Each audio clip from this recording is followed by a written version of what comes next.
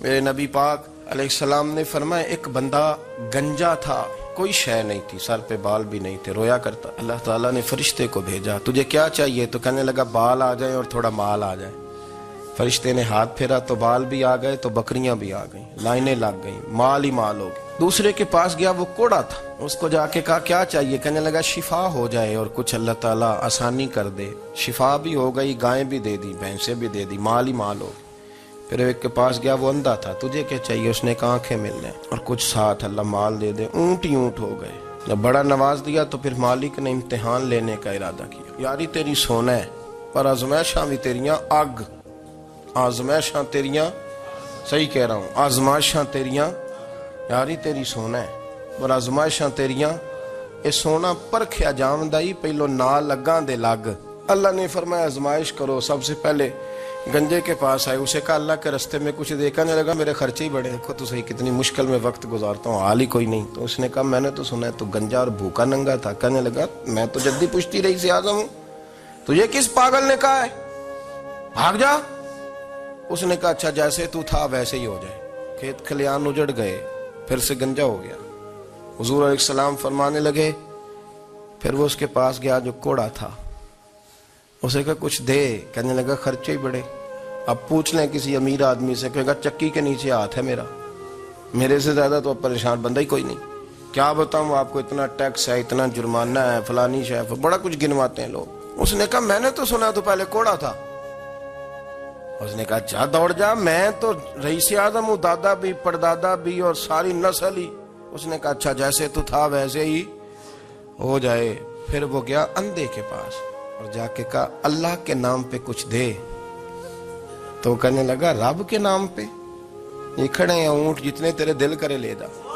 اس نے کہا کیا معنی اس بات کا؟ کہنے لگا یار تجھے کیا بتاؤں، میں تو اندھا تھا، میں نے تو کبھی دنیا دیکھی نہیں تھی، پھر اس کریم نے فضل کیا تو مجھے بڑا کچھ دکھایا، میں کیا بتاؤں، میرا دل کر رہا ہے کہہ دوں کہ پھر اس نے کعبہ دکھایا، پھر اس نے روضہ رسول دکھایا، پھر اس نے ریاض الجنہ کے سجدے دکھائے، پھر اس نے اپنے محبوب کے دروازے کی رونقیں دکھائیں۔ اس نے بڑا کچھ دیا، اس نے بڑا نوازا۔ میرے پاس تو شاید میں بدکار پرانا خادم، کسے در ملی نہ ٹوئی، ایتے واصف یار نے نظر جو کی تھی، پھر واصف ہی ہوئی۔ یہ تو اس کا کرم ہوا۔ تو یہ وہ کہنے لگا تو اللہ کے نام پہ جان مانگ، میں وہ بھی دینے کو تیار، میرے پاس تو شے ہی کوئی نہیں تھی، مجھے تو اپنا پتہ ہے، میں تو کوئی شے نہیں تھا، کچھ نہیں تھا میرے پاس۔ یہ تو ان کا کرم ہے کہ رخ ان کا ادھر ہے، اور مختصر سی میری کہانی ہے، یہ جو بھی ہے ان کی مہربانی ہے۔ تو وہ کہنے لگا میں بھی کچھ لینے نہیں آیا تھا، تیری آزمائش ہی کرنے آیا تھا، تیری عزتیں بھی سلامت رہیں گی، تیرا مال بھی سلامت رہے گا، تیری شفا بھی۔ اپنی زندگی میں کبھی بھی اللہ کی بارگاہ سے توجہ ادھر ادھر نہ کریں، چھوڑیں لوگ کیا کر رہے ہیں، دنیا کیا کہہ رہی، کبھی بھی اپنی توجہ دائیں۔ ہمارا یہ مسئلہ بن گیا کہ ہماری سیاست ہے، ہماری دنیا داری ہے، ہم بندوں کو راضی کرنا چاہتے ہیں، ہم دیکھتے ہیں کون کس طرح، اور آپ یقین کریں آپ تھک جائیں گے، بندے راضی نہیں ہوں گے، وہ نہیں راضی ہوتے۔ آپ ان کو منا کے لائیں گے تو ادھر والے نکل جائیں گے، ادھر کو منائیں گے تو ادھر والے نکل جائیں گے۔ اس چکر سے باہر آئیں، اس رب کو راضی کریں جو فرماتا ہے ان الذین آمنوا وعملوا الصالحات سیجعل لهم الرحمن ودا۔ فرمایا تو ایمان لانے کے بعد نیک عمل کر، میں لوگوں کے دلوں میں تیری محبت پیدا کر دوں گا۔ رحمان لوگوں کے دلوں میں محبت ڈال دے گا، اللہ لوگوں کے دلوں میں۔ اپنی نظر ہمیشہ اپنے رب پہ رکھیں، اتنی لمبی چوڑی دنیا داروں سے امیدیں نہ وابستہ کریں۔ میں نے دیکھا ہے لوگ کاسا لیسی کرتے ہیں، کبھی اس کے دروازے پہ کبھی اس کے دروازے پہ۔ ان چکروں سے باہر آئیں اور اپنے رب کی بارگاہ کی طرف توجہ کریں، استغفار شوق سے پڑھا کریں۔ اور اکیلے میں نا، اکیلے میں رئیس المتکلمین مولانا نقی علی خان صاحب رحمۃ اللہ نے لکھا ہے کہ فرعون 500 سال حکومت کر گیا۔ فرماتے اصل وجہ یہ تھی کہ دنیا جب سو جاتی تھی نا تو اوپر چادر لے کے تو مصلے پہ بیٹھ جاتا تھا اور ہاتھ باندھ کے کہتا تھا رب تو ہی ہے، میرا پردہ نہ کھولنا، مالک تو ہی ہے، کرم نوازی کرنا، میری پکڑ نہ کرنا۔ وہ بے ایمان ہو کے اگر 500 سال ہاتھ باندھے تو گزارا کر لیتا ہے، تو ایماندار ہے۔ پر مسئلہ یہ ہے کہ تو رات کو بکل مار کے ہاتھ نہیں نہ باندھتا، تو منت نہیں کرتا، تو استغفار نہیں کرتا۔ توبہ کریں تو بچے رہیں، وہ اتنی لمبی حکومت کر گیا چونکہ رات کو کہتا تھا مالک رب تو ہی ہے، لیکن مہربانی فرما میری پکڑ نہ فرما، تو اللہ نے تو اس کو مہلت دے دی۔ کافروں کو آج بھی مہلت دی ہوئی نہیں رب نے۔ بڑے بڑے فقیروں کو مالدار ہوتے دیکھا، بڑے بڑے مالداروں کو فقیر ہوتے دیکھا۔ ام ربیعہ کہا کرتی تھی، بڑی نیک عورت تھی، وہ کہتی ہیں میں بڑے امیر آدمی کی بیوی تھی، اپنے شوہر کے ساتھ چھت پہ بیٹھی تھی تو نیچے فقیر مانگنے والا آیا، اس نے بڑے درد سے صدا کی تو میں نے اپنے شوہر سے کہا کچھ دے دیں، کہا دفع کر، ان لوگوں نے دھندا بنایا ہوا ہے۔ کہتی میں میکے سے بھی بڑا مال لے کے آئی تھی، میرے ماں باپ بڑے امیر تھے، تو میں نے نا چوری اپنے خامد سے نظر بچا کے باتھ روم جانے کے بہانے گئی اور نیچے جا کے 5 دینار میں نے اس فقیر کی ہتھیلی پہ رکھے۔ کہتے اس نے 5 دینار دیکھے، پھر میری طرف دیکھا تو میں نے اس کی آنکھوں میں آنسو چمکتے دیکھے۔ کہنے لگے بی بی رب تیرا بھلا کرے، میں 3 دنوں کا بھوکا ہوں۔ کہ وہ چلا گیا، میں گھر آ گئی، باہر آئی تو میرا شوہر کہنے لگا اب اتنی تو تیز ہو گئی ہے اور تو اتنی خود مختار ہو گیا، میرے بغیر پوچھے مال خرچ کرے گی، جا تجھے 3 طلاقیں۔ کہتی میں وزادار باپ کی بیٹی تھی، طلاق لے کے گھر آئی تو میرا باپ ٹوٹ گیا، چارپائی پہ چلا گیا، اوہو یہ کیا بن گیا۔ کہتی بڑی تکلیف رہی، 1-2 سال کے بعد میرے ابا نے میری شادی کر دی۔ اب جس شوہر کے پاس گئی وہ بڑا نیک تھا، پرہیزگار تھا، اللہ نے بہترین صلہ دیا۔ کہتی چھت پہ بیٹھی تھی، دروازے پہ فقیر آیا، میں نے شوہر سے کہا کچھ دے دوں، کہنے لگا 5 نہ دینا، 15 دینا، 20 دینا، میں فقیر ہوں، میں نے فقر سے دولت دیکھی ہے، اسے خالی نہ لوٹانا۔ کہتی ہے کہ میں نیچے گئی اور جب میں نے اس کی طرف دینار بڑھائے تو میری چیخ نکلی، پیسے پھینک کے میں بے ہوش ہو کے گری، میرا شوہر نے آ کے اٹھایا، اندر لے گیا، پانی منہ پہ چھڑکا، کہنے لگا تجھے کیا ہوا؟ کہنے لگی یہ جو مانگنے آیا یہ میرا پہلا شوہر تھا، وہی تھا جو کہتا تھا کہ تو 5 دینار دے آئیے، جا تجھے 3 طلاق۔ معین الملت والدین، عطائے رسول، ہند الولی، غریب نواز، خواجہ معین الدین چشتی، حضرت خواجہ اجمیر، شاہ اجمیر، شاہ اجمیر، والی ہندوستان۔ آخری عمر میں نا سارا دن روتے گزر جاتا، ساری رات روتے گزر جاتی، ذرا سی کوئی بات کرتا تو رو پڑتے، آنکھیں آنسوں سے بھری رہتی۔ کئی دفعہ اپنے بھی پریشان ہو جاتے ہیں نا کہ یار تو ایک بات کی جان ہی نہیں چھوڑ رہا۔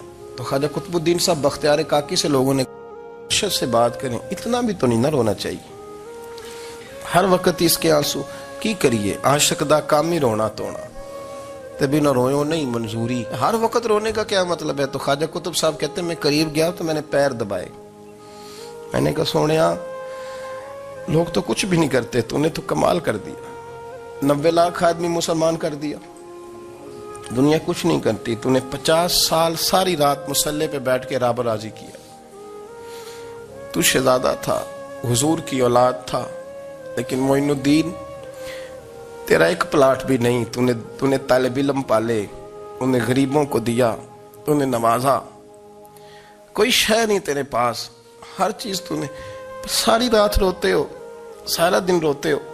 خواجہ قطب الدین صاحب کہتے ہیں میں نے جب عرض کیا تو خواجہ صاحب مجھے گلے لگا لی، چیخ مار کے روئے، کہنے لگے قطب الدین پتر داڑھی سفید ہو گئی، جانے کا وقت آ گیا، جو تو نے نیکیاں گنوائی ہیں وہ ہیں صحیح میرے پاس، پر یار کی بارگاہ میں پیش کرنے کے قابل ایک بھی نہیں، ایک بھی نہیں، تو بارگاہ تو دیکھ کتنی بڑی ہے، رسول کریم کی بارگاہ میں پیش کرنے کے قابل ان میں سے ایک بھی نہیں، تو آستانہ دیکھ کتنا بڑا ہے، کیا پیش کروں گا، کیا عرض کروں گا حضور کی بارگاہ میں، کس طرح۔ وہ یار جو بڑے تھے وہ تو ڈرے ہوئے تھے، سہمے ہوئے تھے، وہ تو بڑی بڑی آزمائش میں تھے، لیکن میرا اور آپ کا رٹا 2 نمازیں پڑھ کے 6 نمازوں کا دعویٰ کرنا اور لمبی چوڑی کہانیاں بنانا اور اپنے منہ سے اپنی تعریفیں کرنا، اس سے تھوڑا باہر آئیں۔ رزق بھی میرا اللہ ہی دیتا ہے، علم بھی اللہ دیتا ہے، رزق بھی۔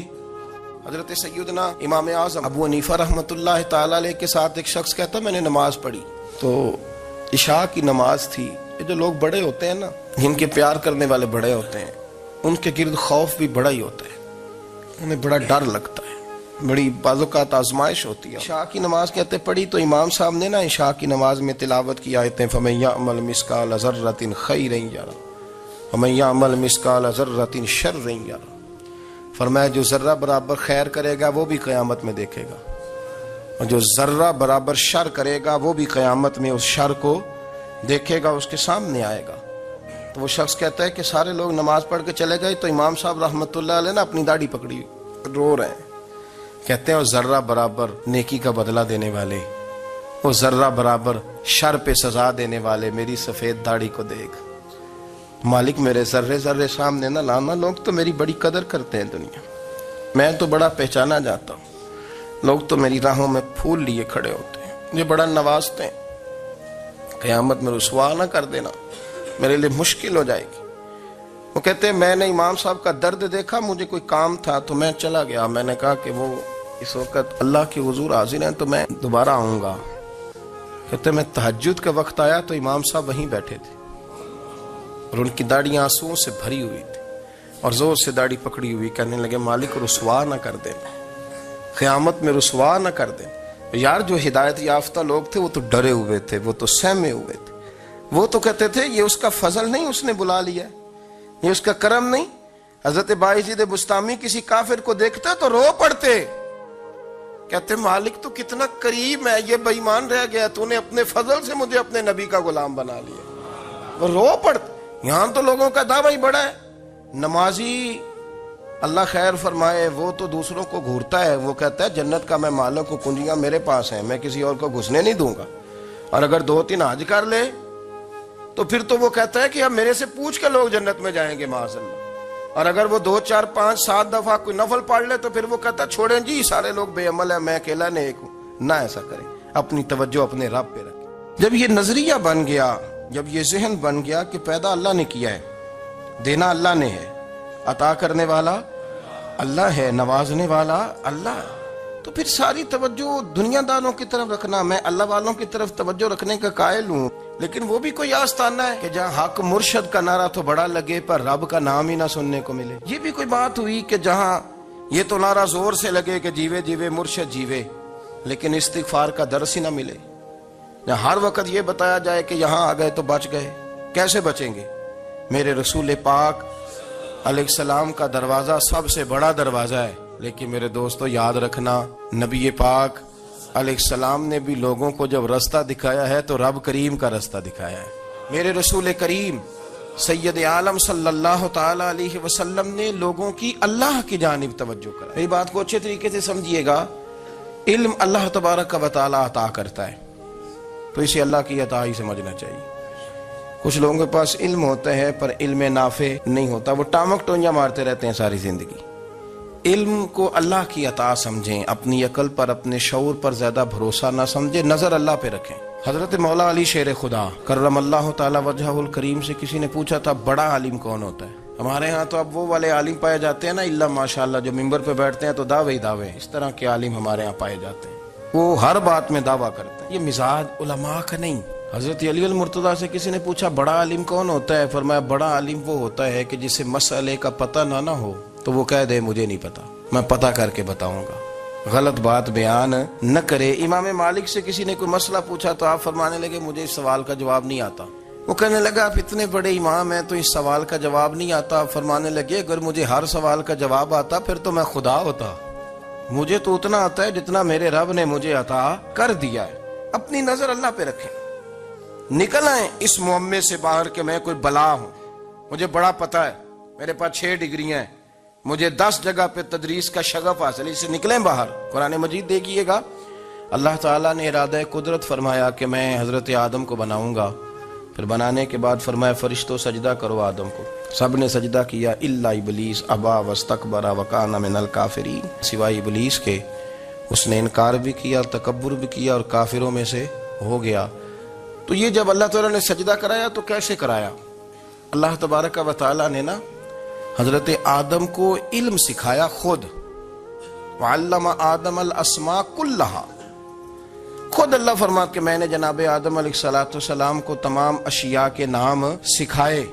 تو وہ چیزیں پھر میں نے نا اللہ فرماتے میں نے فرشتوں پہ پیش کی. میں نے کہا کہ بتاؤ ان کے نام کیا ہے. تو فرشتوں نے جو جواب دیا وہ سمجھنے والا ہے. اللہ نے چونکہ خود علم سکھایا تھا حضرت آدم کو لیکن فرشتوں کو نہیں سکھایا تھا. تو اللہ کریم نے فرمایا فرشتوں اب یہ بتاؤ ان چیزوں کے نام کیا ہیں. تو فرشتے کیا کہتے ہیں؟ فرشتے عرض کرتے ہیں قالوا سبحانک لا علم لنا. آپ کبھی یقین کریں اس چیز کی لذت لیں تو مزہ آ جائے. کہا قالوا سبحانک، کہنے لگے تو پاک ہے۔ آدم علیہ السلام کو نام سکھا لیے، پھر فرشتوں کے سامنے وہ چیزیں پیش کر کے کہا ان چیزوں کے نام بتاؤ، تو فرشتے کیا کہتے ہیں؟ کہتے ہیں قالوا سبحانک، تو پاک ہے، لا علم لنا، ہمارے پاس کوئی علم نہیں، الا ما علمتنا، ہمیں تو اتنا پتہ ہے جتنا تو نے ہمیں سکھا دیا۔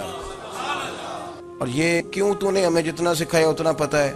فرشتے یہ نہیں کہتے یا اللہ تو زیادہ سکھا، آدم کو دیا تو ہمیں بھی دے، یہ نہیں فرمایا، فرمایا انک انت العلیم الحکیم، اے اللہ تو علم والا بھی ہے اور حکمت والا بھی ہے، تجھے پتہ ہے کس کو کتنا دینا ہے، جتنا تو نے مناسب سمجھا جناب آدم کو دیا، اور جتنا تو نے بہتر سمجھا وہ تو نے ہمیں عطا فرمایا۔ میرے عزیز، علم اگر آپ کے پاس ہے تو اس کو اللہ کی عطا سمجھیں۔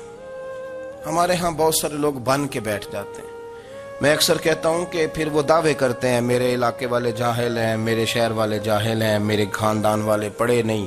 یہ آپ کا دعویٰ ہے، یہ آپ کو خراب کر دے گا۔ ہم نے بہت سارے ایسے لوگ دیکھے جو بہت بڑے عالم تھے، لیکن اللہ جب لینے پہ آیا تو عقل ہی لے گیا، شعور ہی چلا گیا، حافظے ختم ہو گئے۔